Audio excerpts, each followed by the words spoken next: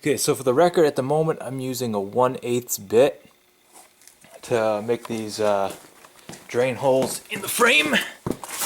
And I just broke through, just knocked over my drill, just broke through the second one I was planning on making back here. Where's my light? Get this right here. The floor is all wet, of course, because all the snow is melting, and I put my head right in a nice little puddle. But there we go, it's right there. This one felt like it took longer to break through. I'm not sure if that's good or bad. But again, these aren't big holes, so I know I've seen guys make these and like I think what they do then is they flood their the inside of their frame to flush everything out. I don't want to do that, at least not at the moment. These are just ones to keep any a good amount of water that might be in there at any time in the future from building up and then, you know, rotting out from the inside. Now of course, a while back, I did the 3 cans of internal frame coating, and I feel like I got that pretty good. Again, it's one of those things that, you know, it's hard to see exactly what I got. Like, I can see in this hole right here, you can see the lime green there. That's all coated, so I know that's coated and stuff like that got a good coat. But it's hard to tell overall. It's hard to tell, you know, did I get the top of the inside here? Did I get lower down here? It's kind of hard to tell. Probably anywhere there's a hole like that, probably got pretty good spray. But further in things like this, maybe not. And I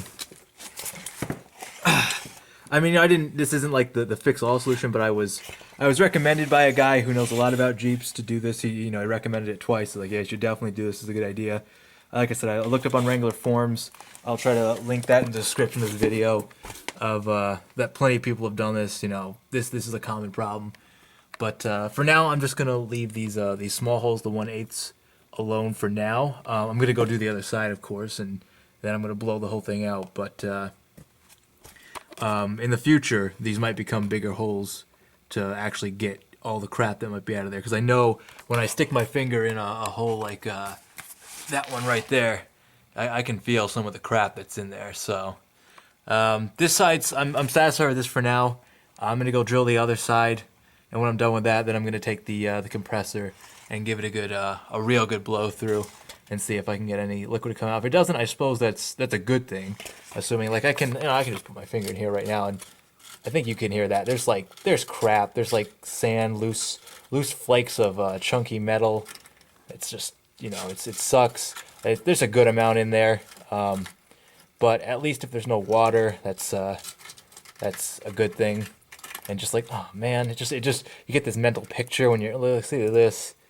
You get this mental picture. This is what I'm seeing when I stick my hand in there. I can feel it. Like, there's dirt. There's a rock right there.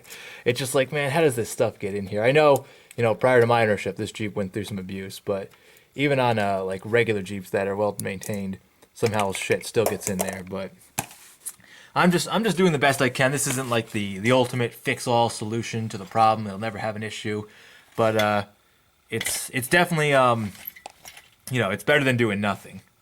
So like I said, I'm gonna go hit the other side there, hit those 2, and then blow it out.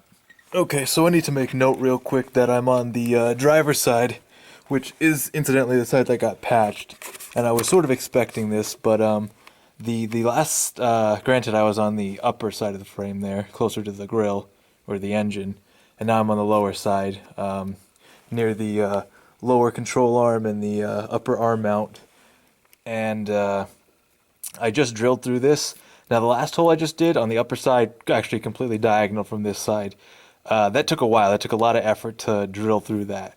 This I just drilled through in 5 seconds. So that's I guess I would sort of in my line of thinking take that as a red flag that this, you know, part of the frame might not be as securely not sound is what I'm saying. I know if it's, I mean, it's not gonna obviously fall apart right now. I've seen frames be much worse. Granted, I know mine's not perfect or brand new, but I did just go through this very, very quickly, even quicker than the same side on the passenger side. So I just wanted to make a special note that I did drilling through here. I went through very, very fast.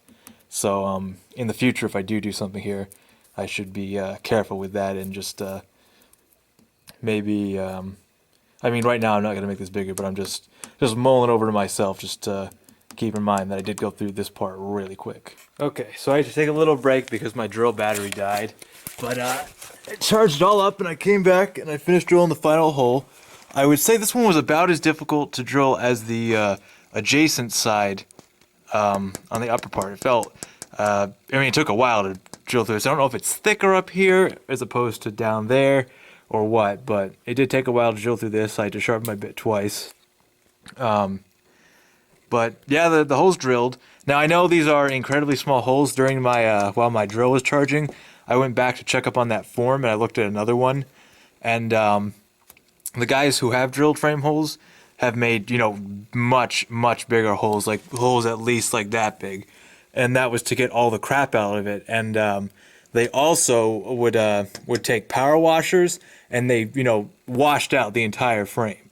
So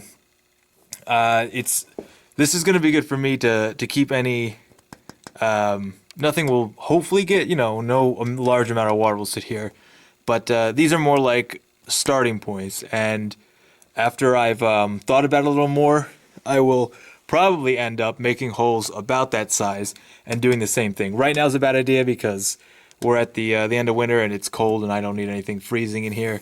Okay, so I broke out my jar of PR15, which it's actually really good to know this stuff lasts this long. It's been sitting out here for a good 4 months untouched, I want to say. Probably not that long, but a couple of months untouched ever since winter started. And it's still good. I broke a little, it kind of had like, that kind of like a little layer that dried on the top, but everything underneath is still good. So I'll be able to get like just about every little last ounce of this out of it, which is really good to know this stuff lasts this long, just in case you're wondering. I did, of course, a while back transferred into this jar, which is my PR15 jar now, but I went ahead and I took the air compressor and I blew out most of the frame. I didn't really, get anything because these holes are so small, but I did that. I PR15 the holes that I just drilled as best I could, but I probably will be making them bigger. How big, I don't know, and when, I don't know. It kind of comes back to it being winter, and I'm just still doing like the wait and see method, just to not rush into things because it's kind of hard to, easy to drill a hole, kind of hard to fix a hole.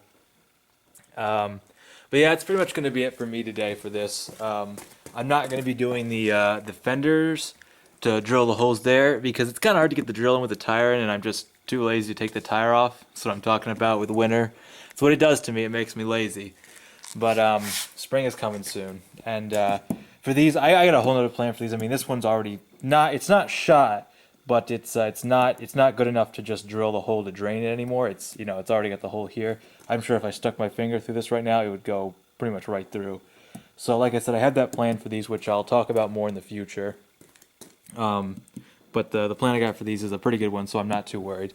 And the other side is following suit, not as bad, but it's getting there. And of course, I don't want these to, what happens is they get that one little spot, it gets water caught there, it rusts there, and then it just continues if you don't pay attention to it. So I'm going to be taking care of that before it gets any worse. But as for the drilling of the frame holes today, I made some leeway into it. I wouldn't say this is, I wouldn't qualify this as like the frame holes being drilled, quote unquote, because you can't really get anything out of those small holes, but I'm glad that they're there. They're a good starting point, and in the future I will probably be making bigger holes to actually flush out the system when it's warmer.